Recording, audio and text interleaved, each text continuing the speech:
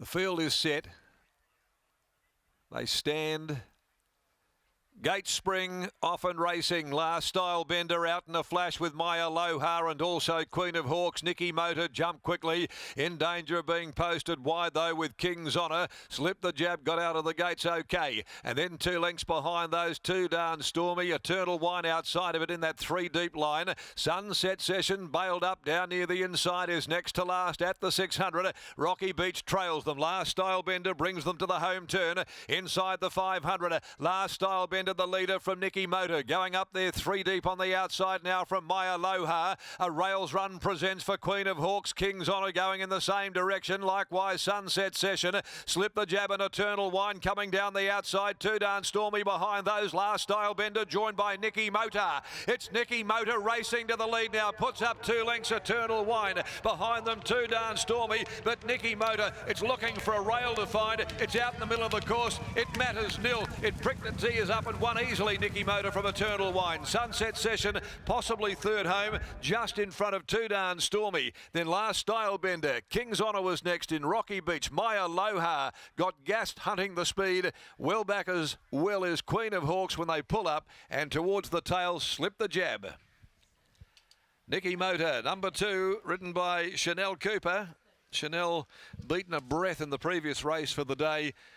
Atones here very quickly on the Jim Taylor trained mare, Niccimota. It's been a very good week for the Taylor stable with a double there on Thursday at Northam. And that form comes to Belmont Park today with this Nicconi mare, Niccimota, who revelled in the ground. On the heavy 8 conditions, she put a margin on them at the 200 metre mark, coming away from Eternal Wine. Sunset Session third home from 2 down Stormy.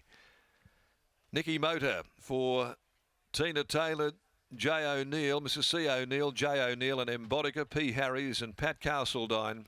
Chanel Cooper, the winning rider, scored by a length and 3/4, defeating 7 Eternal Wine, ridden by Sean McGruddy, and 10 Sunset Session, handled by Clint Johnston Porter.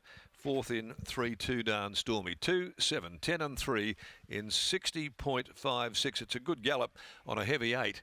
And 1 3/4 the official winning margin, with a length splitting second and third. 35.36 the final 600 metres. That's Niccimota's 5th win now from 22 runs. She's been a really handy mare for the Jim Taylor stable, and albeit she drew wide there, she got posted, but she was still too good for them and let down brilliantly in the heavy conditions. The next event today will be the running of the J.J. Kelly Handicap with One Memory Parade, the scratching, and they'll jump at 3 o'clock as we head back into the winners' enclosure. And here's Lockie Taylor, and he'll have an extra spring in his step this afternoon. The winner trained by his dad, Jim. Thank you, Darren. Appreciate those sentiments. It's easier to have a bigger spring in the step than the old man, as Dad joins me now. Dad, congratulations on the victory, Niccimota. She's been a frustrating horse throughout her short career to date, but she might just start to be living up to some of the promise that she showed as an earlier horse. Well, as you know, Lockie, she's had one start on a heavy 8 for today and won easily, and she's done it again today. So we just might have to hope for some wet tracks continuing. How much confidence did you come into this afternoon, knowing that typically when the rail is at 6 metres, the inside isn't the place to be, and perhaps being 3 wide without cover wasn't as bad as it usually would be on paper? Well, the funny thing, a couple of days ago, you said to me, Terry Leighton said they can't win on the fence, so don't tell anyone, and he opened his mouth and told everyone on the radio this morning. We had the idea of sitting 3 deep and going wider, but yeah, but it worked out good. You've trained plenty of good sprinters throughout your career. She's obviously not a top-class sprinter, but how good could she be on a wet track? Yeah, well, you never know. Some horses just grow a leg on a wet track, and she seems to be one of them. It's always special to train a winner in these colours as well? Yeah, Fred was a great supporter of mine when I was riding, and the Castledines have been great friends. Pat, Steve and Karen still with us to this day, and we put the colours on a horse every year, and yeah, it's great to see the colours still winning. Well done here. Thanks, Lockie. There's Dad. Jim Taylor, after the win of Niccimota, has always been such a fast filly and now mare throughout her career, Scotty, and she's been one of those horses that we have a joke about and have a laugh about throughout her career, more or less for the wrong reasons, and putting up the white flag that final 100 metres like we've seen her do so many times before, but it wasn't to be easy here this afternoon. No, she was winning that from the point of the home corner, Lockie. You could tell that she had everything to her inside covered, and from there she just galloped away from them. As your dad rightly said, I think this is probably the third or fourth time that Chanel Cooper's won a border as well. They clearly get along well, but I went back and that win at Pinjarra down the 1,000-metre straight, that was the heavy 8 day, and just really appreciated those track conditions on that occasion. Clearly thrived in them here, and a little bit of a reward for effort too for Chanel Cooper. Obviously gave Kisses from Kelly a beautiful ride in the previous, and he just went down narrowly. But Chanel joins us now, a mare that's becoming a nice little mate of yours. Yeah, that's it. She's definitely one of my favourite Jimmy trained horses, and yeah, I think that's 3 wins on her now, maybe 4. Coming into the race, it looked like you might get posted 3 deep, but in the end it didn't matter. No, that's it.